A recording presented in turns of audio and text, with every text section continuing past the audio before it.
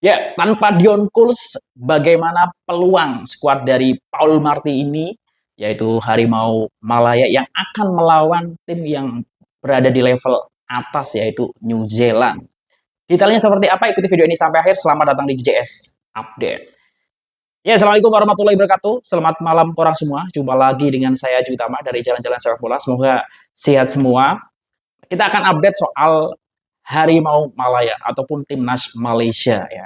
Nampaknya Timnas Malaysia ini well prepare untuk persiapan uh, kualifikasi Piala Asia 2027. Di FIFA Matchday kali ini dua lawan yang sudah jelas akan dihadapi berada di atas Malaysia secara ranking FIFA.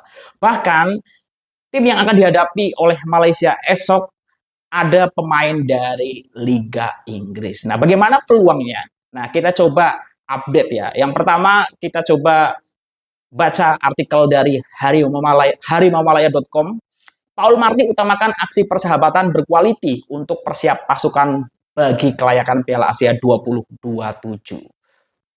Ketua Jurnalis Pasukan Kebangsaan Paul Marty memberitahu keutamaan beliau adalah untuk coba mendapatkan perlawanan persahabatan antara bangsa dengan pasukan yang lebih berkualiti sebagai persiapan sebelum mereka mengharungi kelayakan Piala Asia 2027 yang akan berlangsung pada bulan Maret 2025. Nah, ini statement dari Paul Marty. Selepas kita terlepas kelayakan Piala Dunia 2026 pada Juni lalu, namun kita akan mengarungi kelayakan Piala Asia 2027 pada Maret depan. Jadi bagi saya sangat penting untuk coba dapatkan perlawanan persahabatan berkualiti untuk persiap pasukan. Jika kita mendapat lawan yang lebih berkualiti, persiapan kita akan menjadi lebih baik untuk persiapan pasukan untuk kelayakan Piala Asia.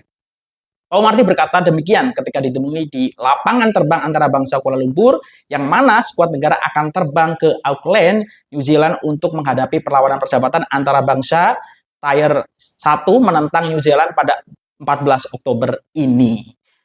Dalam pada itu, Paul Marty turut mendedahkan bahwa skuad Harimau Malaya tidak berdepan dengan pasukan kebangsaan All Whites saja. Sebaliknya mereka akan turun beraksi dalam satu lagi perlawanan persahabatan dengan sebuah klub di sana. Aku tak tahu klub yang di sana itu apa ya.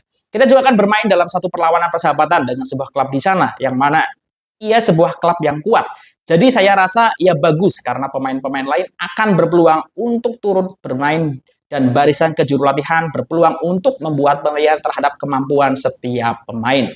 Sementara itu, Paul Marty juga tidak melihat ketiadaan ketua pasukan Dion Kuls kali ini sebagai satu masalah besar, karena beliau mempunyai ramai pemain yang boleh mengisi kekosongan yang ditinggalkan oleh pemain itu.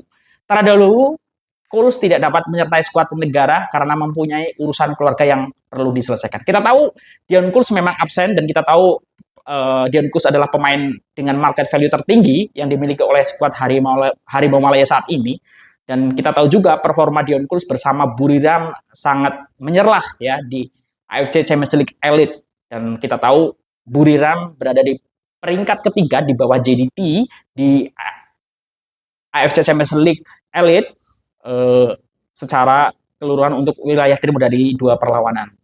Nah, kita tahu siapa yang boleh menggantikan, tentu kita ingat player dari Johor Darul Ta'zim yaitu Matthew Davis yang kemungkinan akan mengisi posisi dari Dion Kuls ya.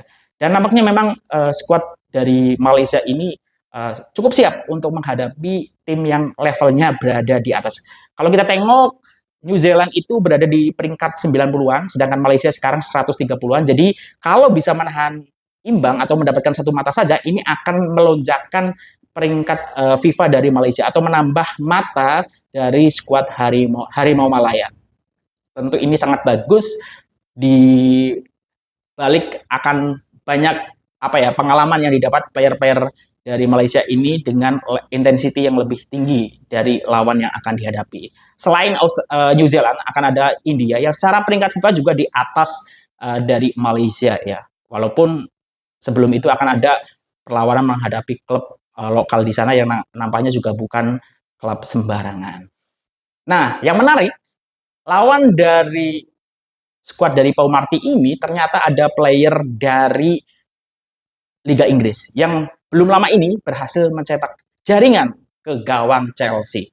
Nah, ini ya, artikelnya aku baca di makanbola.com. Gawang Chelsea pun bolos. Chris Wood ancaman Malaysia kekang New Zealand. Nah, ini Chris Wood ya yang menjadi ancaman Malaysia nantinya di FIFA Matchday 14 Oktober besok. Penyerang Nottingham Forest, Chris Wood berjaya membolosi gawang Chelsea sekaligus menjadi amaran buat Malaysia menghadapi New Zealand.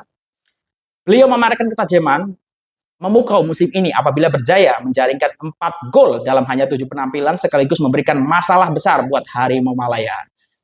Hal ini selepas skuad kendalian Pau Marti ini akan bertemu pasukan ke-95 dunia New Zealand pada aksi persahabatan FIFA Tier 1 yang berlangsung pada tarik 14 Oktober 2024. Perlawanan di Auckland itu bakal menyaksikan skuad bangsaan yang perlu berdepan dengan lawan yang cukup hebat sambil mau memperbaiki kedudukan ranking FIFA Malaysia. New Zealand yang dibimbing oleh Darren Beasley berada dalam momentum terbaik apabila hanya tewas sekali dalam 6 perlawanan terakhir, termasuklah ketika mengikat USA dengan keputusan 1-1. Kehadiran Wood yang membentuk gandingan mantap bersama Matthew Garbett dan Elijah Jas bakal menghadirkan situasi besar buat Harimau Malaya. Skuad negara turut berada dalam prestasi cemerlang selepas muncul juara Pesta Bola Merdeka 2024 apabila menewaskan Lubnan dengan keputusan 1-0. Nah, kita tahu memang Pau Marti ini selepas menggantikan sosok Kim Pan-gon di challenge ketika Piala Merdeka dan berhasil mendapatkan atensi yang baik karena selepas itu kita tahu skuad Harimau Malaya berhasil mengekalkan juara selepas mengalahkan Filipina dan juga menewaskan Lubnan ya, sehingga akhirnya Pesta Bola Merdeka berhasil diraih oleh skuad dari Pau Marti ini. Nah, kita tak tahu apakah Pau Marti ini akan terus kekal ya bersama skuad Harimau Malaya. Kita tahu juga ada beberapa rumor yang mengkaitkan Pak Hang Seo juga dikaitkan dengan skuad dari Harimau Malaya ini. Dan kita tahu kalau misalnya perlawanan ini hasilnya positif, tentu makin banyak penyokong yang mempercayakan nahkoda dari skuad Harimau Malaya ini kepada Pau Marti. Nah, kita tunggu saja nanti seperti apa. Dan kita tahu juga banyak sekali player JDT yang dipanggil di skuad dari Pau Marti ini. Termasuk juga pemain dari Selangor dan pemain-pemain dari Liga Tempatan. Nah, ini kesempatan juga karena kita tahu untuk di ajang AFC Champions League Elite, misalnya player-player JDT yang biasanya mendapatkan starting 11 harus bersabar di bangku simpanan, macam Corbin Ong, Matthew Davis ya, karena kita tahu banyak sekali player import yang sekarang digunakan oleh JDT untuk boleh bersaing di AFC Champions League Elite. Nah, kita lihat saja nanti hasilnya seperti apa. Apakah dengan game yang pasti berintensiti tinggi ini akan mendapatkan mata untuk skuad Pau Marti ini atau tak ada poin yang nanti dibawa dari FIFA Matchday. Tentu saja ini sangat menguntungkan Malaysia sekaligus selain memang mentality yang akan didapat pengalaman, kalau bisa mengikat satu mata saja peringkatnya akan naik ya dan poinnya juga akan naik. Begitu juga nanti ketika melawan India.